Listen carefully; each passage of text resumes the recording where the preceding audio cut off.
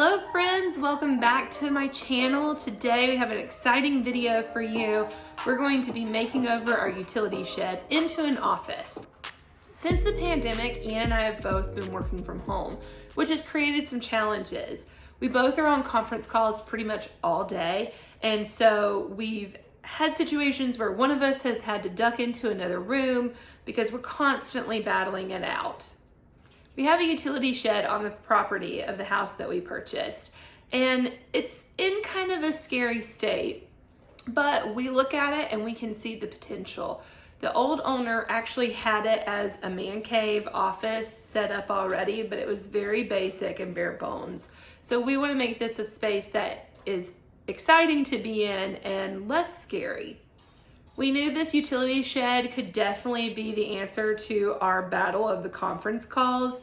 As we've been renovating different areas of the home, we're trying to be budget conscious. So we're going to be doing this makeover for under $500. That's us painting, fixing the subfloor, laying new flooring, and decorating, and changing out the lighting for under $500. So it's going to be a challenge, but I think we can do it. I wanted to make sure that this was going to be a great office space for Ian to not only work in, but for him to also be able to practice his music. He plays the piano and the guitar, and sometimes I just need him to play it elsewhere. So we have a plan laid out for what we're going to do to this space, but I want to show you what we're kind of thinking. So let's check out the mood board. Milano is a great online tool that I typically use for my mood boards. You can pull in images and links that you find online. You can take pictures of items you already own. It's really great because you can categorize things and really see your vision come to life before you start a project. As you see here, we pulled in some reference images for our desk, some lighting options that would be really great in the new space, a picture of Ian's tapestry, the flooring we've selected, our paint colors, and some art and other accessories that'll pair well with the design aesthetic. Not gonna lie, it's really kind of scary. It's got plywood walls and 1970s vinyl plank flooring. That's not the cute stuff. We prepped the place by cleaning and taping off the windows and ceiling.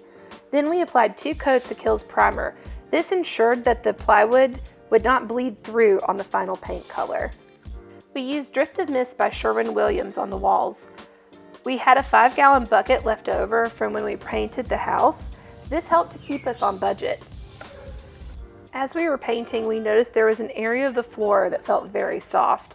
We decided it was best to investigate the area and were shocked when we realized just how bad of shape the floors were in. Like really bad. We could have fallen right through. We realized that termites were the culprit. Luckily they were inactive and we just needed to replace the damaged areas. It took Ian the rest of the weekend to pull up the subfloors and replace the joist. Once it was all fixed, it was time to shop for flooring.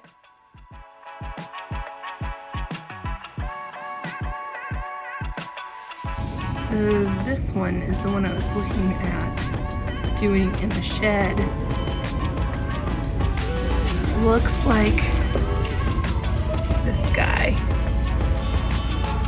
So I think we need 8 boxes.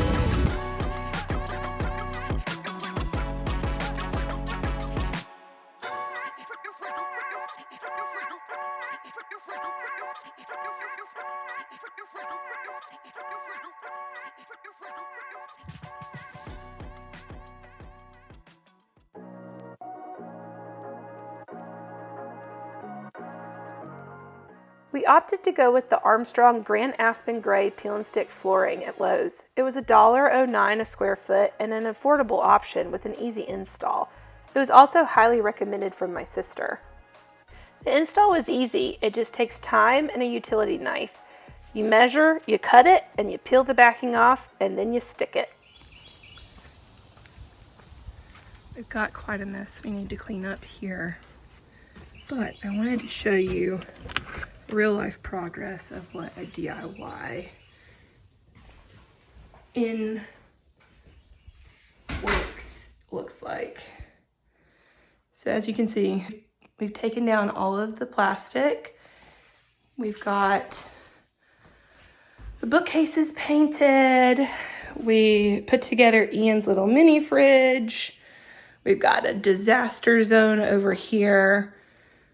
And then we are upcycling a ceiling fan to replace this butte. I don't know if you guys can see that, but it's got some woodland ducks and mallards on there.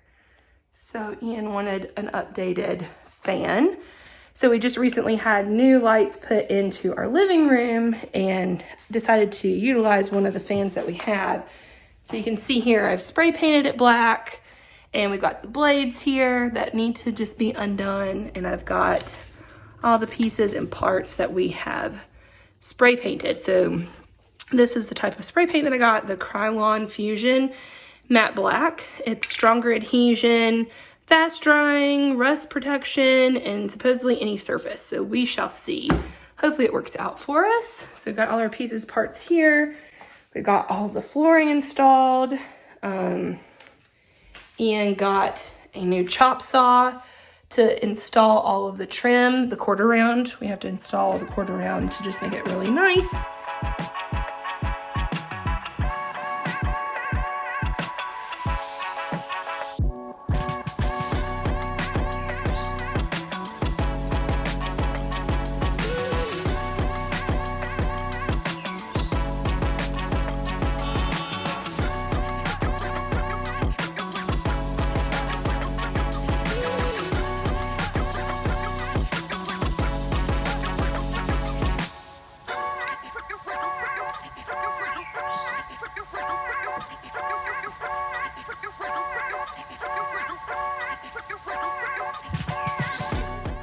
Quarter round was a bit tricky.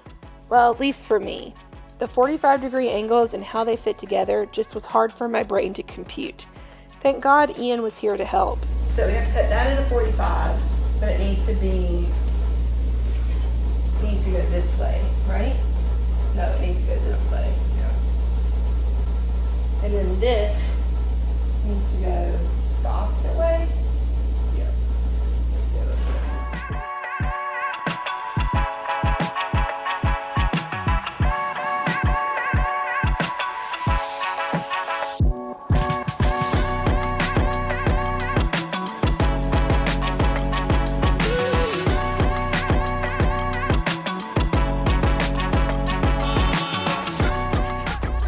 Install was super easy. You cut it to size and nail it in with the brad nailer, but the math was the hard part. I think I finally got it by the end. Well, sorta.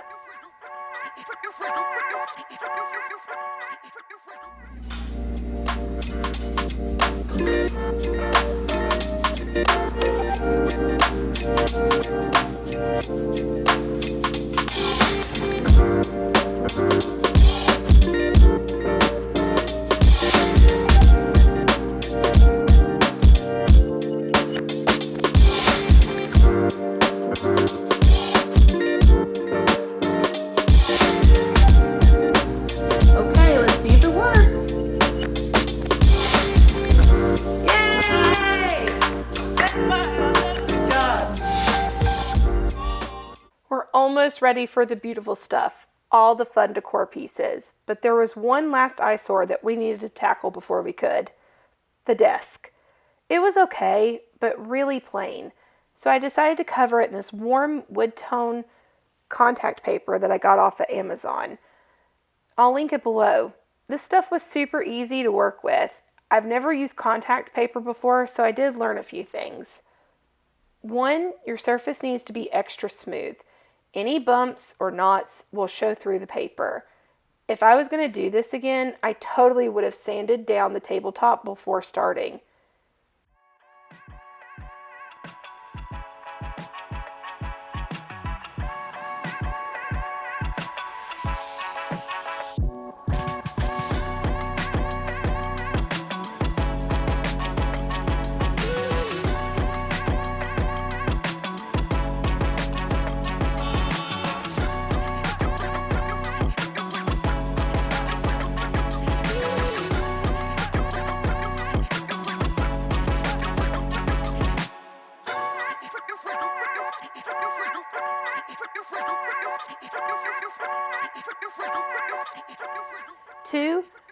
something like a kitchen scraper or a credit card to smooth out any bubbles. It's inevitable that you'll have a few, so take an X-Acto knife and take the tip and pop them. Rub your finger over them, and then it'll be like they never were there.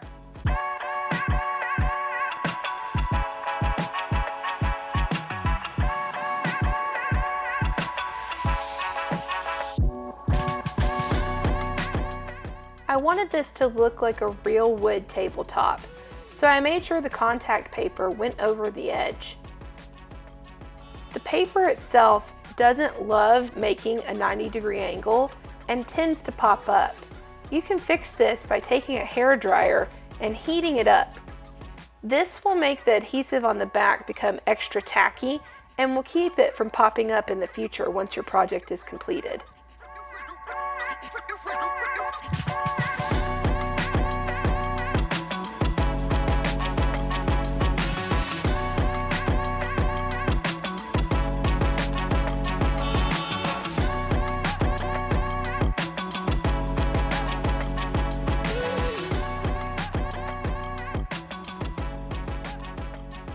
Well guys, I've come to a problem. I did not order enough contact paper. So I'm gonna stop here. Ian has already kindly ordered me more. Hopefully it matches in color. But we're gonna stop here and pick up again once Amazon delivers. But I will give you a look at what it looks like right now. So as you can see, I got almost there. Just had one little thing left to do, but I think, considering it's the first time I've used contact paper, it looks pretty good. This stuff was easy to work with. My surface just wasn't perfect. I had some paint drops and splatters and whatnot. The key is this thing right here. It's a kitchen pot scraper, non-scratch scraper, and it works miracles. It got most of the bubbles out. It helped me smooth it down. I think you could do the same thing with a credit card, but if you have one of these, primo. 10 out of 10 would recommend. As you can see, Ian's already moved in all of his computer gear. I left that part to him because he's particular about how it all gets set up, and I'd rather it be to the way he likes it than for me to do it and him have to undo everything that I've done. Okay, so since the desk was built in, we were kind of limited on our layout, but as you can see, we're going to be working in this space a bit more. So I'm thinking Ian's piano is going to go here, and then we will talk about how to design and style bookcases once we get to this.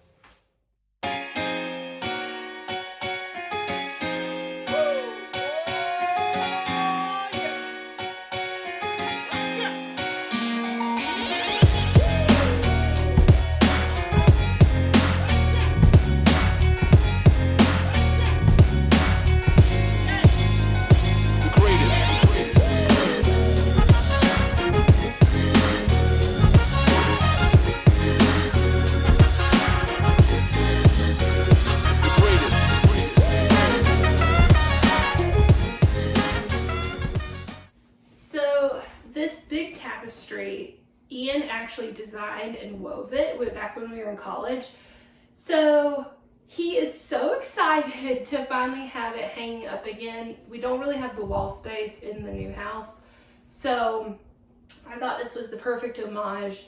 This is kind of Ian's space, so it's his workspace, it's his music space, it's his like man cave-ish stuff.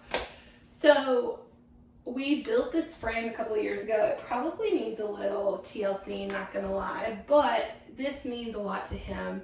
I wanted to make sure that it had a place in this space for him.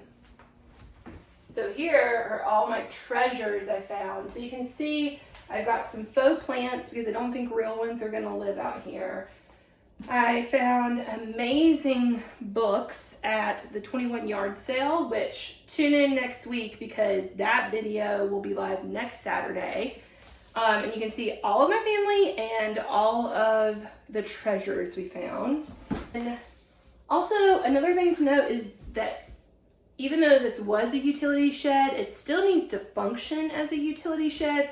So I did pick up some baskets to store things like paintbrushes and paint supplies, as well as, so you can see like my filters and that kind of stuff. So we do want to still store all of this stuff out here because there's not room in the house, but we want to do it in a very design, aesthetic, pleasing way. So let's get started on moving things in. So if you're anything like me, styling bookshelves can be very overwhelming and you don't really know where to start. But today I'm here to give you some tips and tricks on how to get started on styling bookshelves. So the main thing is you want to have a mix of items. You want to have books, obviously, since it's a bookshelf. But if you just had a sea of books on here, it would be so boring, like incredibly boring. And maybe you need that storage, but in the digital era that we live in today, a lot of us utilize books on like audiobooks or digital books on our Kindle, that sort of thing. So we don't have as many paperbacks as one used to. So I like to mix in different design elements alongside books. So art, baskets, if you need storage like I do, you know, some pottery, some tchotchkes, those types of things. The key is you want a mix of sizes, styles, colors, etc. Also, sometimes looking at this blank void can just make you feel so overwhelmed. And it's like, where do I start? The place that I start is actually at the top and I work my way down. That way you have a balance of color and spacing and materials. So on this top shelf, I want something that drapes down. So I'm actually gonna pull a faux plant. I picked this one up from IKEA. They have really affordable faux plants. They're not the most realistic, but for this, it's okay.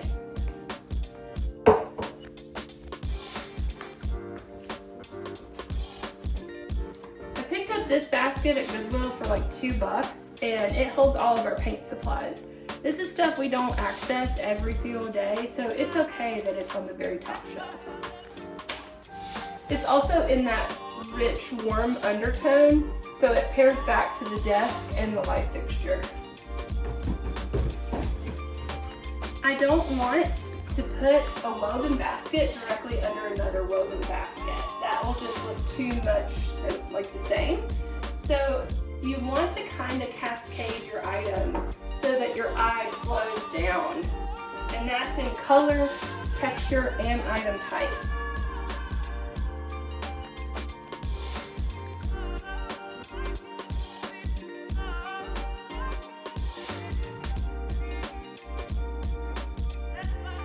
And look, I have things kind of offset from each other. So this kind of fills in there's a negative space here. But the next shelf has something that fills that same negative space. If I were to shift that all the way to the side, and this all the way to this side, it would feel like there was nothing in the center. So a tip is to just offset your things slightly so that there's always a little overlap. And it'll make your bookshelves look more interesting.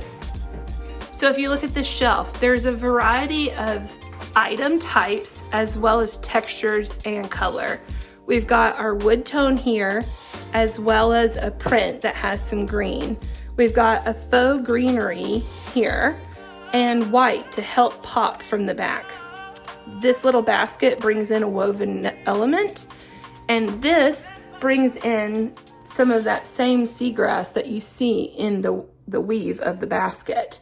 There's a variety of heights, and that helps to give interest as well.